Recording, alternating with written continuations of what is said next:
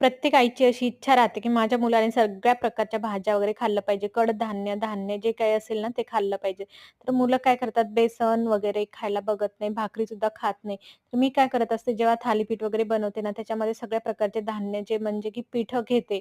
तर ज्वारीचं पीठ, गव्हाचं पीठ, बेसन पीठ, त्याचबरोबर तांदळाचं पीठसुद्धा. तर मी इथे मेथीचे पराठे बनवत होते. त्याच्यामध्ये भरपूर अशी मेथी घेतली मी. भरपूर प्रमाणात टाकायची म्हणजे त्यांना काय आहे समजत सुद्धा नाही कोणती भाजी वगैरे खात आहे आपण. कांदा टाकला उभा चिरून, दही टाकलं 1 वाटी, तिखट, मीठ आपल्या आवडीनुसार टाकायचं आणि अशा प्रकारे मिक्स करून घ्यायचं. भरपूर कोथिंबीर टाकली त्याच्यामुळे काय होतं चवीला खूप छान लागतात. तर असा घट्टसा गोळा बनवून घेतला आणि अशा प्रकारे छोटे-छोटेच पराठे बनवून द्यायचे म्हणजे कसं मुलांना खायला सुद्धा थोडंसं छान वाटतं.